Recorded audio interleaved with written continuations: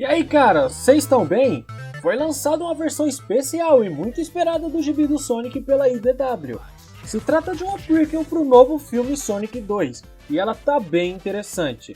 Oi, eu sou o Buka e hoje eu vou te contar a história completa do gibi de Sonic 2. A HQ se trata de histórias pequenas sobre os personagens, né? E a gente começa com o Sonic. A Mad, ela tá saindo e o Tom tá de férias com seu amigo Wade. E hiperativo como ele é, o Sonic não consegue ficar parado, ele não consegue ficar sozinho. Ele brinca com os bonecos de neve, ele troca uma ideia com um Cal maluco. Nisso tem um chamado da polícia, um banco está sendo assaltado e os ladrões estão em busca de uma coisa bem específica. Além do dinheiro, eles estão atrás da luva do Robotnik, caras. E sob o controle dela, os bandidos começam a controlar os drones do Eggman. O Sonic parte para ação, enquanto o Tom e o Wade se apresentam para o dever também. Nisso, no banco, tem alguns reféns, né? E quando o Azulão chega lá, ele acaba trocando ideia com uma e tal. Que até fala pra ele que os bandidos estão no cofre, só que aí tem um plot twist aí que essa menina, na verdade, ela não é uma refém. Ela é uma infiltrada e, na verdade, ela é a líder da operação. Ela toma conta da luva e começa a controlar uns drones. Esses drones puxam o cofre pra cima. E nisso o Sonic tá lá dentro preso, né? Do lado de fora, o Tom e o Wade também estão agindo contra os drones. Ele começa a correr lá dentro e faz um turbilhão, cara. Tem até um quadrinho muito legal dos raios saindo assim do cofre. Os drones não aguentam esse peso e essa energia, né? Então o cofre acaba caindo. Nisso o Sonic faz uma referência muito louca ao Spin Dash e consegue sair daquele lugar. Ele pega uns dos ladrões, assim, ele pega alguns dos ladrões. Mas a líder mesmo, ela tá tentando fugir. Nisso a menina reclama que as luvas não estão funcionando, os drones pegam a luva, né, e vão embora e deixam a menina sozinha.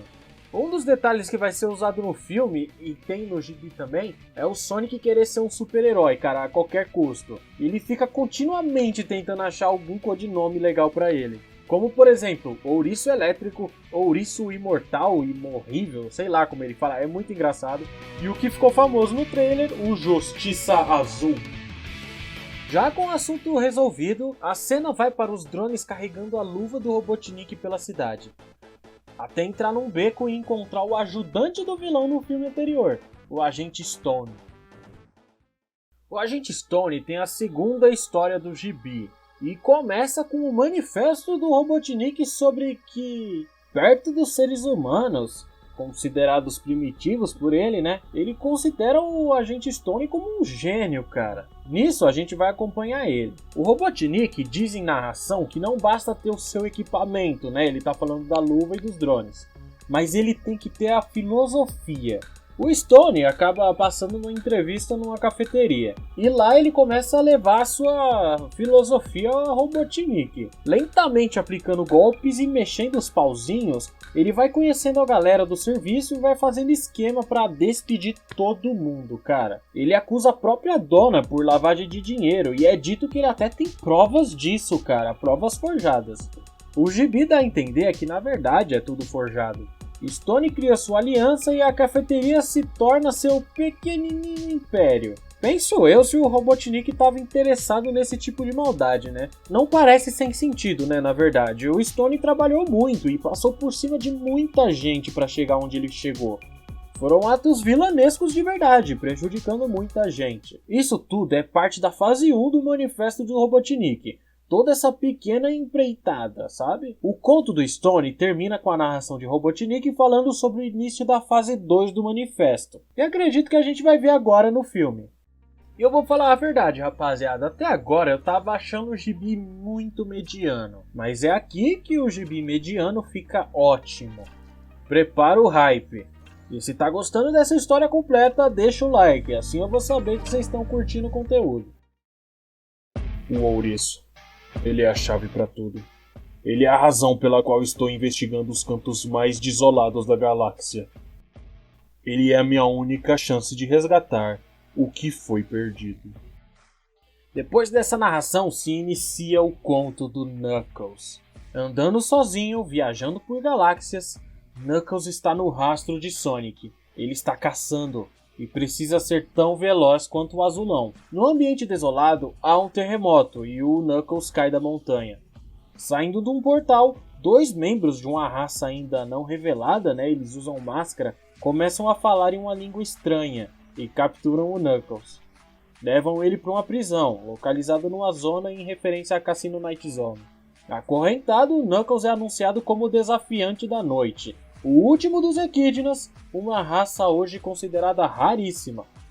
E seu oponente surge, gigantesco e poderoso. Sem paciência e correndo contra o tempo, Knuckles aproveita o corpo do inimigo e quebra suas correntes. Energizado de raiva e poder, ele acerta um soco poderoso o suficiente para derrotar o monstro numa pancada só. Liberto e agora com o dinheiro da premiação pela luta, o Knuckles diz que vai ir contra seus instintos e vai pedir ajuda dessa vez, oferecendo dinheiro para os seus dois captores. Ele diz que vão caçar algo realmente muito rápido. A próxima história já começa com o Tails rastreando algo e repetindo para si mesmo que precisa encontrá-lo, e rápido. Passando por um portal, ele chega onde o Sonic cresceu, onde a Garra Longa morreu no primeiro filme, lugar que ninguém visita há anos por puro respeito. Ainda com alguma interferência no aparelho, o Tails diz que fez um filtro, procurando uma assinatura bem específica pela galáxia inteira. E o que sobrou foi alguns poucos planetas onde o Sonic pode estar. Ele vai viajando então, passando de portal em portal por alguns planetas que fazem referência às zonas dos jogos clássicos. Aliás, o Tails sabe que está sendo perseguido. O aparelho está avisando direto. Ele diz que sobraram duas assinaturas com a energia caos emanando. Um planeta dos cogumelos e um planetinha água chamado Terra. Ele tá agitado e ansioso. Ele precisa achar o Sonic logo, antes que os intrusos o achem. Do outro lado do portal, os perseguidores contratados por Knuckles retornam. O Echidna diz então que eles não estão perseguindo o alvo correto, aquilo não é o inimigo, mas ele tem outra pista de onde ele pode achá-lo. E isso faz a deixa para como Knuckles e o Robotnik vão se encontrar. O conto do Robotnik começa bem na cena pós-créditos do primeiro filme. Ele tá num planeta cogumelo e tá mais louco que nunca, cara. A história acompanha ele num discurso egocêntrico pra si mesmo. A gente meio que vê os pensamentos dele. Ele até prova um dos cogumelos lá, fica meio loucão e acha uma caverna cheia deles. Acontece que esses cogumelos estão vivos, cara. Eles são plantas vivas. Começam a querer atacar o Robotnik. Jogando então fogo com seu lança-chamas, ele consegue sair da caverna. Alimentado pelo próprio ego e loucura, o Robotnik sai da caverna jurando que vai derrotar o ouriço. Esse conto do Robotnik teve participação do próprio Jim Carrey, que está em conjunto com a equipe de roteiristas montando o personagem. Agora eu preciso reservar esse cantinho aqui para dar minha opinião sobre a HQ, né? Ela é one shot, né? Então sim, ela foi esse volume e já era. Não vai ter continuação, né? Até porque a continuação é o próprio filme. E cara, sinceramente, eu gostei bastante de como os contos foram estruturados. E se fosse para escolher o melhor e o melhor ia ser o do Knuckles e o pior ia ser o do Sonic. Mas apesar disso, eu gosto da ideia do conto do Sonic mostrar o bandido reconhecendo eles, né? Reconhecendo o Sonic e reconhecendo o próprio Robotnik. Tanto que tentam roubar a tecnologia dele, porque sabe o que ela faz. O que deixa mais uma brecha pro filme. Talvez a gente veja o Sonic parando os criminosos que querem usar a tecnologia do Robotnik. Mas agora, fora isso, essa história não teve muito destaque, sabe? Foi legal pra rever os personagens, mas ela foi simples. Agora, a do Knuckles pra mim foi a melhor. Ele é o último dos Equidnas.